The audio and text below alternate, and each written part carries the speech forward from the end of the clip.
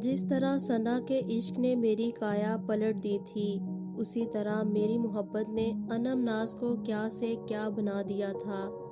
اب وہ trouser, jeans, T shirt, سکرٹس اور شارٹ ڈریس جیسا کچھ نہیں پہنتی تھی۔ اب وہ کالج سادہ شلوار قمیض پہن کر آتی۔ اس کی زندگی میں بھی حسن اور وقار تھا۔ اب وہ بال بھی کٹنگ نہیں کرواتی تھی۔ اس کے بال جو ہمیشہ کندھوں کو چھوتے تھے اب کمر تک پہنچ چکے تھے۔ اب وہ پہلے کی نسبت بہت کم گو ہو گئی تھی۔ اس میں سنجیدگی نظر آنے لگی تھی، اس میں عاجزی نمایاں تھی۔ میں اس کی حالت کو سمجھتا تھا مگر کچھ کر نہیں سکتا تھا۔ وہ بھی اپنی حالت سے باخبر تھی، لیکن اس کا بھی خود پر کچھ اختیار نہیں تھا۔ وہ اپنے دل کے ہاتھوں مجبور تھی اور میں اپنے دل کے ہاتھوں بے بس۔ پھر ایک دن وہ آیا جس کے بارے میں نے کبھی تصور بھی نہ کیا تھا، جو میرے وہم و گمان میں بھی نہ تھا کہ ایسا ہو جائے گا۔ کالج سے چھٹی ہوئی تو انم میرے پاس آئی۔ اس نے سفید سوٹ پہن رکھا تھا اور گلے کے گرد سفید دوپٹہ حمائل کر رکھا تھا۔ آج اس کے چہرے پر الگ ہی تازگی تھی، اس کی آنکھوں میں عجیب سی روشنی تھی۔ اس کے بڑے دنوں بعد میں نے مسکراتے ہوئے دیکھا تھا۔ اس کی مسکراہٹ میں طمانینت تھی۔ وہ مجھ سے مخاطب ہوئی، اویس، آج لنچ ایک ساتھ کرتے ہیں، کیا کہتے ہو؟ میں اس کی محبت کو تو قبول نہیں کر سکتا تھا، لیکن ایک لنچ کی آفر تو مان ہی سکتا تھا۔ میں نے حامی بھر لی۔ اس کی کار میں بیٹھ کر ہم ریسٹورنٹ کی طرف جا رہے تھے۔ وہ کسی اور راستے پر کسی اور ہی طرف جا رہی تھی۔ میں نے حیرانی سے پوچھا، ہم کہاں جا رہے ہیں انم؟ میں آج شہر کے کسی بڑے ریسٹورنٹ میں نہیں جانا چاہتی اور نہ ہی ان جانی پہچانی راہوں پہ چلنا چاہتی ہوں۔ نئے راستے دیکھنا چاہتی ہوں، نئی منزلوں کی طرف سفر کرنا چاہتی ہوں۔ اس میں ایک اطمینان اور ٹھہراؤ تھا۔ ایک طویل سفر کے بعد ہم شہر سے باہر کسی قصبے کے ڈھابے پر چلے گئے تھے۔ ہم چارپائی پر ٹانگیں لٹکائے بیٹھے تھے۔ وہ آرام دہ اور نرم صوفے پر بیٹھنے والی موم کی گڑیا اس سخت باندھ کی چارپائی پر بڑے سکون سے بیٹھی ہوئی تھی۔ اس نے مجھ سے پوچھا کہ کیا کھائیں؟ میں نے کہا، جو تمہیں اچھا لگے منگوا لو۔ ہمارے سامنے تندور کی گرم گرم روٹیاں، چنے کی دال اور اچار پیش کیا گیا۔ ایک پلیٹ میں سلاد تھی جس میں کٹے ہوئے کھیرے، گاجر، پیاز اور لیموں کے چند ٹکڑے تھے۔ ہم آلتی پالتی لگا کر کھانا کھانے لگے۔ وہ مہنگے ریسٹورنٹ میں لنچ اور ڈنر کرنے والی ایک چھوٹے سے ڈھابے پر بڑے مزے سے دوپہر کا کھانا کھا رہی تھی۔ اویس نے کہا، اچار کے ساتھ کھاؤ، بڑا مزہ آئے گا۔ اس نے اچار سے گاجر کا ایک ٹکڑا اٹھایا، اسے نوالے میں رکھا اور دال لگا کر اسے چبانے لگی۔ وہ آنکھیں بند کر کے اس کا ذائقہ محسوس کر رہی تھی۔ میں ہر لمحہ اسے دیکھ کر حیران ہوتا تھا۔ میں نے کبھی نہیں سوچا تھا کہ اس کے کمرے میں جائے نماز ہوگی، وہ شلوار قمیض پہن لے گی، وہ دوپٹہ اوڑھ لے گی، وہ ایک معمولی سے ڈھابے پر کھانا کھائے گی، وہ عاجزی سے بات کرے گی بلکہ عاجزی کا ایک پیکر بن جائے گی۔ اس میں شوخی کی جگہ سادگی ہوگی، مستی کی جگہ سنجیدگی اور پتہ نہیں کیا کیا۔ میں کچھ بھی سمجھنے سے قاصر تھا۔ وہ کون تھی؟ کیا تھی؟ انسان کے اندر سب کچھ ہوتا ہے، محبت، نفرت، عاجزی، غرور، اچھائی، برائی، غصہ، رحم، دانائی، پاگل پن، خوشی، غم اور ہر وہ چیز جس کا وہ اظہار کرتا ہے۔ بس حالات و واقعات کے مطابق کبھی ہم پر کچھ غالب ہوتا ہے تو کبھی ہم کسی کے زیر اثر ہوتے ہیں۔ اس نے مجھے ایسی نظر عطا کی تھی جو لوگوں میں برائیاں نہیں ڈھونڈتی تھی بلکہ اچھائیاں تلاش کرتی تھی۔ میں اب بہت سے غلط لوگوں کو حقارت کی نظر سے نہیں دیکھتا تھا۔ کوئی بدی کر رہا ہوتا تو میں سوچتا اس میں اچھائی بھی ضرور موجود ہوگی۔ نیکی اور بدی میں کشمکش پائی جاتی ہے۔ ہم جیسے عام انسان کبھی نیک کاموں میں بہت زیادہ مشغول ہو جاتے ہیں تو کبھی بدی میں بہت دور نکل جاتے ہیں۔ آج اس میں کچھ بھی بناوٹی نہیں تھا، وہ ہر چیز سے بے نیاز تھی۔ اس کے ہاتھوں پر اچار کا تیل اور مسالہ لگا تھا، کھانے کے بعد ہم نے نل سے ہاتھ دھوئے تو وہ کہنے لگی، اویس، مجھے نہیں پتا تھا کہ ایسی جگہوں پر بھی لطف اندوز ہوا جا سکتا ہے۔ میں نے ہمیشہ مہنگے اور مشہور ریسٹورنٹ میں انجوائے کیا ہے، مگر آج پتا چلا کہ سادگی میں جو فرحت اور سکون ہے وہ کہیں بھی نہیں۔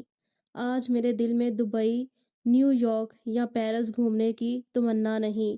آج میں اپنے ملک کا کوئی چھوٹا سا گاؤں دیکھنا چاہتی ہوں۔ ہم نے وہاں بل ادا کیا اور پھر کار میں بیٹھ کر آگے گاؤں کی طرف چل پڑے، جو پہلے نہ میں نے دیکھا تھا اور نہ انم نے۔ کچی سڑک پر دھول اڑاتے ہوئے ہماری کار جا رہی تھی۔ آگے جا کر ہم نے ایک ٹیوب ویل کو چلتے دیکھا۔ ہم کار سے اترے۔ وہ بہتے پانی کو غور سے دیکھتی رہی، پھر آگے بڑھی اور اپنے چہرے پر چھینٹے مارنے لگی۔ اس کا خوبصورت چہرہ پانی سے مزید نکھر گیا۔ پھر ہم سرسبز کھیتوں کے درمیان میں تھے۔ وہ ہونٹوں پر خوبصورت اور اطمینان بخش مسکراہٹ لیے ہر چیز کو بڑی لگن سے دیکھ رہی تھی۔ پھر ہمارے سامنے درختوں کے جھنڈ تھے۔ ہوا چلنے سے درختوں کے پتے موسیقی پیدا کر رہے تھے۔ ہم ان درختوں کے سائے میں کٹے ہوئے درخت کے ٹھنڈ پر بیٹھ گئے۔ ہوا اس کے بالوں کو چھیڑ رہی تھی۔ وہ چہرے سے بال ہٹاتی، ہوا پھر سے انہیں سامنے لے آتی۔ ادھر پرندے چہچہا رہے تھے۔ کچھ پرندے نیچے اترتے، زمین سے اپنی چونچ سے کچھ اٹھاتے اور پھر اڑ جاتے۔ یہ سب بڑا سہانا تھا۔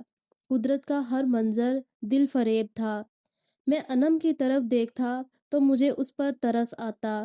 وہ کیا تھی اور اب کیا بن چکی تھی۔ میں نے اسے پکارا، انم۔ ہاں اویس، اس نے درخت پر بنے گھونسلے کو دیکھتے ہوئے کہا۔ اب مجھے سمجھ نہیں آ رہی تھی کہ بات کہاں سے شروع کروں۔ اس نے درخت سے نظر ہٹا کر میری طرف دیکھا۔ ہاں بولو۔ میں نے اس کا ہاتھ اپنے ہاتھوں میں لیا۔ انم، جب میں تمہیں اس حال میں دیکھتا ہوں تو مجھے بہت افسوس ہوتا ہے۔ میں تمہاری اس حالت کا ذمہ دار خود کو ٹھہراتا ہوں۔ کیا ہوا ہے میری حالت کو؟ اس نے مسکراتے ہوئے بے نیازی سے پوچھا۔ میری آنکھوں میں نمی اتر آئی۔ انم، خدا کی قسم، اگر ثنا میری زندگی میں نہ ہوتی تو میں ایک لمحے میں تمہارا ہاتھ تھام لیتا۔ میں تمہارا نہیں ہو سکتا۔ اس طرح میں ثنا سے بے وفائی کروں گا، اور تمہیں یوں دیکھ کر مجھے بہت دکھ ہوتا ہے۔ میری آنکھوں سے آنسو بہہ نکلے تھے۔ میں نے اس کے سامنے ہاتھ جوڑ کر کہا، انم، مجھے معاف کر دینا، مجھ سے کوئی شکوہ نہ رکھنا۔ میں تم سے محبت نہیں کر سکتا۔ مجھے اس بات پر بہت تکلیف ہوتی ہے، مگر یہی حقیقت ہے۔ وہ میرا ہاتھ تھام کر کہنے لگی، اویس، مجھے تم سے کوئی گلہ نہیں، کوئی شکوہ نہیں۔ ایسا کبھی سوچنا بھی مت کہ مجھے تمہاری وجہ سے کوئی تکلیف ہوگی۔ آج اس کی آنکھوں میں ذرا بھی نمی نہ تھی اور میری آنکھوں سے آنسو رک نہیں رہے تھے۔ وہ کہنے لگی، اویس، میں خدا سے تمہیں نہیں مانگتی، مگر تمہارے لیے ثنا کو ضرور مانگتی ہوں۔ مجھے پتا ہے تمہاری خوشی ثنا ہے، اور میں اس بات میں خوش ہوں کہ تم خوش ہو۔ مجھے اس کی بے لوث محبت پر حیرت تھی۔ کیا کوئی اتنا پرخلوص ہو سکتا ہے؟ کیا کوئی کسی کی خوشی میں خوش رہ سکتا ہے؟ اس نے میری آنکھوں میں دیکھتے ہوئے بڑے یقین سے کہا تھا، وہ تمہیں ضرور ملے گی اویس۔ وہ میرے آنسو پونچھنے لگی۔ مجھے تم سے کچھ نہیں چاہیے سوائے اس کے کہ تم خوش رہو۔ تم کبھی بھی اپنے دل میں یہ بات نہ آنے دینا کہ مجھے تم سے کوئی گلہ تھا یا میں تمہاری وجہ سے تکلیف میں تھی۔ مسکراؤ اب، چلو مسکراؤ۔ میں نم آنکھوں سے ذرا سا مسکرایا۔ وہ پھر سے درختوں کی شاخوں پر بنے آشیانے دیکھنے لگی۔ اویس، دیکھو، پرندے ہم سے زیادہ عقل مند اور انصاف پسند ہیں۔ وہ رہنے کے لیے صرف ایک ٹھکانہ بناتے ہیں۔ جب تک وہ خراب نہیں ہوتا وہ دوسرا نہیں بناتے، اور ایک گھونسلہ ہر پرندے کے پاس موجود ہوتا ہے۔ مگر انسان کتنے بے وقوف اور بے انصاف ہیں۔ کسی کے پاس سر چھپانے کے لیے ایک چھت تک نہیں، اور کسی کے پاس کئی کئی بنگلے ہیں، لیکن جسے دیکھو پھر بھی در بدر پھر رہا ہے۔ جس کے پاس کوئی گھر نہیں، وہ بیچارہ تو کسی ایک در پر بیٹھ ہی نہیں سکتا، اور جس کے پاس 10 10 مکان ہے وہ بھی کبھی کسی مکان میں ٹھہرتا ہے تو کبھی کسی میں، اور یوں ہی در بدر پھرتا رہتا ہے۔ جس کے پاس ایک گھر ہے، اپنا ایک در ہے، وہ در بدر نہیں پھرتا۔ جو ایک چوکھٹ پر بیٹھ کر مطمئن ہے، وہ در بدر ہونے سے بچ جاتا ہے۔ اس نے شہادت کی انگلی سے اشارہ کر کے کہا، دیکھو اویس، سب آشیانے تقریباً ایک سائز کے ہیں۔ ایسا نہیں ہے کہ ایک گھونسلہ ایک ہاتھ جتنا ہو اور دوسرا پورے درخت جتنا۔ وہ ایک وقت میں جتنی جگہ پر رہ سکتے ہیں، وہ اتنے ہی سائز کے گھونسلے بناتے ہیں۔ اتنا شعور تو ہمیں بھی ہے کہ ہم جتنا مرضی لیٹ جائیں، پھیل جائیں، ہم ایک وقت میں 2-2.5 گز سے زیادہ جگہ نہیں گھیر سکتے۔ انسان کو اتنی ہی زمین چاہیے ہوتی ہے، مگر وہ نہیں سمجھتا۔ میں اس کی باتیں سمجھ رہا تھا یا نہیں، لیکن سن ضرور رہا تھا۔ میں سوچ رہا تھا کہ یہ یا تو بہت ہی احمقانہ باتیں کر رہی ہے یا پھر انتہائی عارفانہ۔ کچھ فاصلے پر چیونٹیاں رینگ رہی تھی، وہ اب انہیں دیکھنے لگی۔ وہ منہ میں کوئی چیز اٹھائے بھاگ رہی تھی۔ وہ بڑی ترتیب سے اپنے فرائض سر انجام دے رہی تھیں۔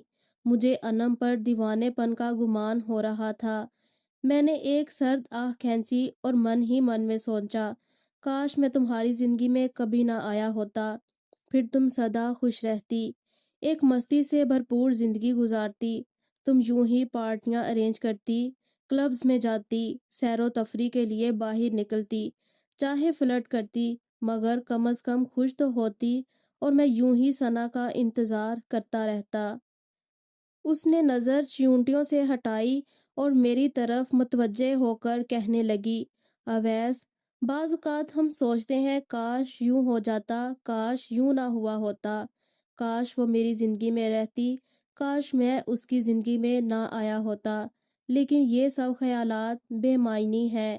میں حیران تھا کہ اس نے میرے من کی آواز کیسے سن لی۔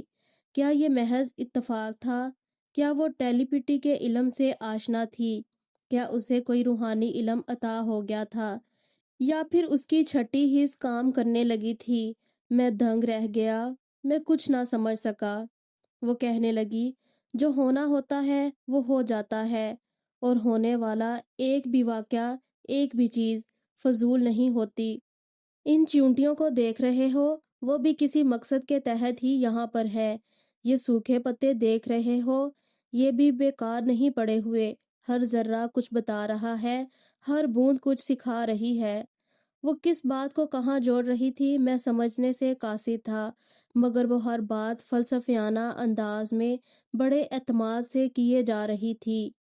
اویس، اگر تم میری زندگی میں نہ آتے، پھر شاید میری زندگی یکسر مختلف ہوتی، مگر تمہارے آنے کے پیچھے کوئی مقصد تھا، ہمارے ملنے میں کوئی بھید تھا، چاہے ہم اس سے واقف ہوں یا نہ ہوں، مگر کچھ بھی فضول نہیں ہوتا۔ پھر وہ کھڑی ہو گئی، میں بھی اس کے پیچھے اٹھ گیا۔ ہم کار کی طرف جا رہے تھے۔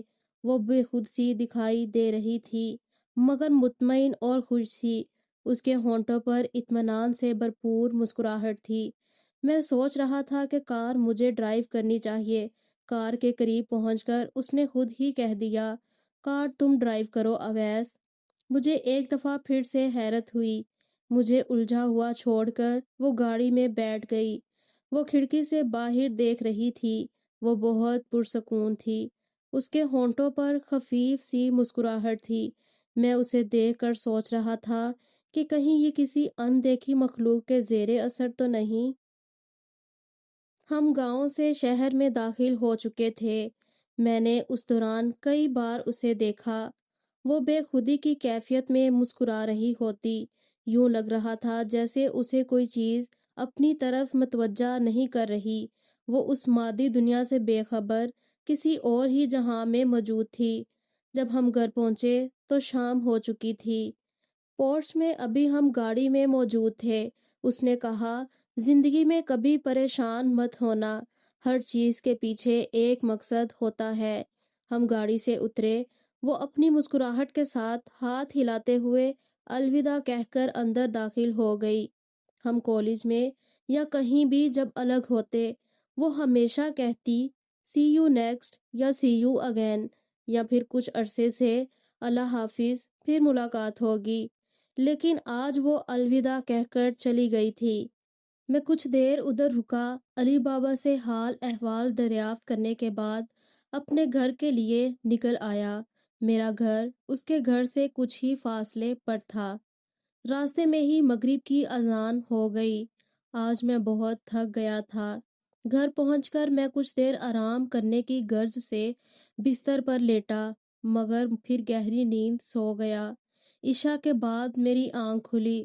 کمرے میں اندھیرا تھا۔ میں نے موبائل کی اسکرین پر ٹائم دیکھا تو 9 بجنے والے تھے۔ میں نے لائٹ آن کی، ہاتھ منہ دھو کر میں واپس کمرے میں آیا۔ میں نے سوچا 9 بجے کی ہیڈ لائن سنتا ہوں۔ میں نے ٹیلی ویژن آن کیا، ابھی ایک شو چل رہا تھا۔ ہم اکثر قتل کے واقعات، خودکشی، چوری، بم دھماکے اور طرح طرح کے حادثات کی خبریں سنتے ہیں۔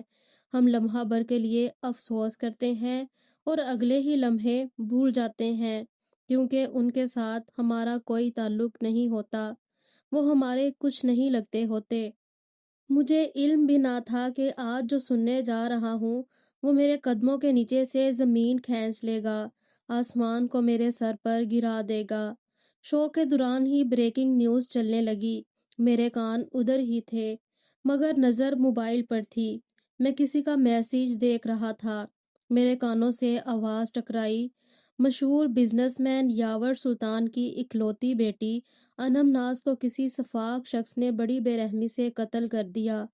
ابتدائی تحقیقات کے مطابق قتل کرنے والا ان کا دوست تھا۔ مجرم قتل کرنے کے بعد فرار ہو گیا، جبکہ پولیس اسے تلاش کر رہی ہے۔ میں نے چونک کر ٹی وی اسکرین کی طرف دیکھا۔ فوٹیج میں انم کی لاش دکھائی دے رہی تھی۔ وہ سڑک کے کنارے اپنی گاڑی کے پاس پڑی تھی۔ اس کے سفید کپڑے خون سے سرخ ہو چکے تھے۔ کچھ وقت کے لیے میرا ذہن معاف ہو گیا۔ میں حرکت نہ کر سکا۔ ٹیلی ویژن پر مسلسل ایک ہی خبر چل رہی تھی۔ میں آہستگی سے اٹھ کر اسکرین کے پاس گیا، انم کی لاش کو چھونے کی کوشش کرتا رہا۔ پھر ایک وقفے کے بعد ہیڈ لائنز چلنے لگی۔ میں پاگلوں کی طرح اسکرین کو دیکھتا رہا، پھر اسے دیوار سے اتارا اور زمین پر پٹک دیا۔ میں چیخا، چلایا، زاروں قطار رویا۔ جس اسکرین پر اس کی موت کی خبر سنی تھی اسے کمرے سے باہر پھینک دیا، خود بھی گھٹنوں کے بل زمین پر گر گیا، زمین کو پیٹنے لگا، بیڈ کے ساتھ ٹیک لگا کر اپنا چہرہ اپنے ہاتھوں میں چھپا لیا۔ میں مسلسل چیخ رہا تھا، میرے آنسو بہتے جا رہے تھے۔ میرے ذہن کی اسکرین پر ماضی کی کچھ جھلکیاں نمودار ہوئیں۔ وہ میری آنکھوں میں دیکھ کر کہہ رہی تھی، نہیں اویس، اگر تم نہیں تو کوئی بھی نہیں۔ اب موت تو آ سکتی ہے، لیکن میری زندگی میں کوئی دوسرا شخص نہیں آ سکتا۔ ایسی باتیں نہیں کرتے انم، ہمیشہ پر امید رہتے ہیں، سب اچھا ہوگا۔ میں اسے امید کی کرن دکھانا چاہتا تھا۔ اس نے بڑے اعتماد سے کہا تھا، اویس، میں مایوس ہو کر تو ایسی باتیں نہیں کر رہی، میں تمہیں حقیقت بتا رہی ہوں۔ تم دیکھ لینا، وقت میرے حرف حرف کو سچ ثابت کر دے گا۔ اب میرے آنسو کسی حد تک تھم چکے تھے۔ میں نے کہا، تم سچ کہتی ہو انم، تمہارا حرف حرف سچا تھا۔ میں نے آنسو پونچھے، یوں ہی بے خودی کی کیفیت میں اس کے بنگلے کی طرف دوڑ پڑا۔ جب وہاں پہنچا تو لوگ وہاں جمع تھے، کچھ رشتہ دار، کچھ آس پاس کے لوگ۔ میں نے علی بابا کو تلاش کیا، وہ بھی غم سے نڈھال تھے۔ انہوں نے بتایا کہ جب شام کو میں اسے گھر چھوڑ کر گیا تھا تو تھوڑی دیر بعد وہ اسٹور سے کچھ سامان لینے گئی تھی۔ جب روڈ پر پہنچی تو وسیم نامی لڑکا اس کی کار کے سامنے کھڑا ہو گیا۔ وہ کار روک کر باہر نکلی تو اس نے فائرنگ کر کے اسے قتل کر دیا۔ ایک سی سی ٹی وی فوٹیج کے ذریعے پولیس نے اسے پہچان لیا۔ وہ بھاگنے کی کوشش کر رہا تھا لیکن پکڑا گیا۔ میں نے پوچھا، اس نے قتل کیوں کیا؟ علی بابا نے بتایا کہ وہ انم کا کچھ عرصہ پہلے دوست تھا، پھر اس نے ہر دوست کو چھوڑ دیا تھا سوائے میرے۔ وسیم کا کہنا تھا کہ انم نے اسے دھوکہ دیا ہے، اسی وجہ سے اس نے اسے قتل کر دیا۔ انم کی لاش ابھی ہسپتال میں تھی، پولیس تحقیقات کر رہی تھی۔ میں اکبی لون کی تاریکی میں ایک جگہ بیٹھ گیا۔ میرے ذہن میں اس وقت انم تھی، اس کی یادیں، اس کی باتیں، اس کی شخصیت، اس کی زندگی میرے ذہن کی اسکرین پر فلم کی طرح چل رہی تھی۔ تقریباً 12 بج چکے تھے، ابھی بھی اس کی لاش نہیں لائی گئی تھی۔ نہ جانے میں کب تک جاگتا رہا۔ میں ادھر لون میں ہی لیٹ گیا، تاروں کو تکتا رہا۔ میں سوچنے لگا، میری ثنا سے محبت میں زیادہ شدت تھی یا انم کی مجھ سے محبت میں؟ انم نے مجھ سے محبت ضرور کی تھی، لیکن کبھی زبردستی محبت کا مطالبہ نہیں کیا تھا۔ وہ تو میرے لیے رب سے ثنا کو مانگتی رہی۔ میں یہ سوچتے سوچتے نیند کی آغوش میں چلا گیا کہ وہ میری وجہ سے کتنی تکلیف میں رہی ہوگی۔ یہ حقیقت تھی کہ میں اب کبھی بھی انم سے نہیں مل سکتا تھا، مگر خواب ایک ایسی دنیا ہے جو اس عالم فانی سے ماورا ہے۔ وہاں پر وہ لوگ بھی مل جاتے ہیں جو ہمیں چھوڑ کر جا چکے ہوں، اور ان سے بھی ملاقات ہو جاتی ہے جن سے ہم کبھی ملے ہی نہیں ہوتے۔ ادھر میری آنکھ بند ہوئی اور ادھر باطن کی آنکھ کھل گئی۔ میں یہ کس جہاں کا نظارہ کر رہا تھا؟ یہ زمین کا کوئی ٹکڑا تو نہیں تھا؟ زمین پر ایسا کچھ ہو ہی نہیں سکتا۔ وہ نہریں، وہ باغات، ان سب میں انم ایک خوبصورت لباس زیب تن کیے ہوئے مسکرا رہی تھی۔ سفید لباس میں اس کا چہرہ چاند کی طرح روشن تھا۔ ایمبولینس کی آواز سے میری آنکھ کھل گئی۔ سورج کی روشنی ابھی بکھرنی شروع ہی ہوئی تھی۔ میں لون میں گھاس پر تنہا لیٹا ہوا تھا۔ میں فوراً اٹھا اور مین گیٹ کی طرف بھاگا۔ ایمبولینس سے اسٹریچر باہر نکالا جا رہا تھا۔ بہت سے لوگ جمع تھے۔ اس کے ساکت وجود کو لاؤنج میں لے جا کر ایک چارپائی پر رکھ دیا۔ میں بھی لاؤنج میں داخل ہوا، لوگوں کے ہجوم کو چیرتا ہوا اس کے پاس پہنچ گیا۔ اس کے چہرے سے کپڑا ہٹایا، اس کا بازو کپڑے سے باہر تھا۔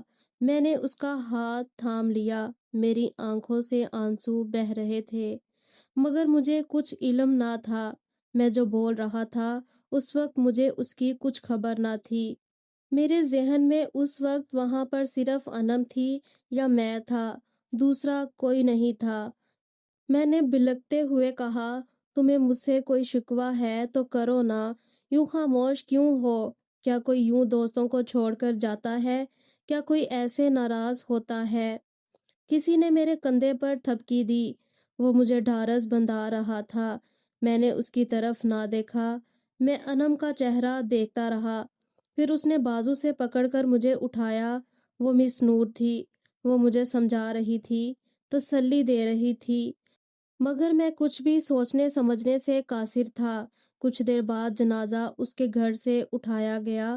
جنازہ گاہ میں نماز جنازہ ادا کرنے کے بعد اسے قبرستان کی طرف لے جایا جا رہا تھا۔ میں سوچ رہا تھا کہ اس نازک بدن کو اب دفنا دیا جائے گا، کیا اس چاند کو مٹی کے حوالے کر دیا جائے گا، اس حسن کے پیکر پر اب مٹی ڈال دی جائے گی۔ اب کسی کو اس بات کی فکر نہیں تھی کہ وہ پری زاد تھی یا آدم زاد، زمین کی شہزادی تھی یا جنت کی حور۔ وہ جو بھی تھی اس نے مٹی تلے جانا ہی تھا۔ جب ہم قبرستان سے باہر نکلے تو مجھے اس کے باپ کے بارے میں پتہ چلا۔ وہ اپنی پراڈو کے پاس کھڑا تھا۔ وہ ایک دراز قد آدمی تھا۔ اس نے کالے شیشوں والی اینک لگا رکھی تھی۔ وہ لوگوں سے کہہ رہا تھا کہ وہ قاتل نہیں بچے گا، وہ دنیا کے لیے عبرت کا نشان بن جائے گا۔ مجھ سے ضبط نہ ہوا۔ میں اس کے پاس چلا گیا اور کہا، مسٹر یاور سلطان، تم بھی اس کے قاتلوں میں شامل ہو۔ وہ تم سے نفرت کرتی تھی، تمہیں اپنی ماں کا قاتل سمجھتی تھی۔ تمہاری ہی وجہ سے وہ ایسی بنی کہ کوئی اس کا دشمن بن گیا اور اسے قتل کر دیا۔ اس کے اصل قاتل تم ہو۔ اگر سزا دینی ہے تو اپنے آپ کو دو۔ میرا دل تو چاہ رہا تھا اس کا گلا دبا دوں، لیکن میں ایک دھکا دے کر وہاں سے نکل آیا۔ وہ گاڑی سے جا کر لگا اور لوگ حیرت سے مجھے دیکھتے رہے۔ وہ بھی تکتا رہا مگر کچھ کہہ نہ پایا۔ کیا کہتا؟ اس کے پاس کہنے کے لیے تھا ہی کیا؟ اگر اس میں کسی سے آنکھیں ملانے کی ہمت ہوتی تو وہ یوں کالا چشمہ لگا کر نہ آتا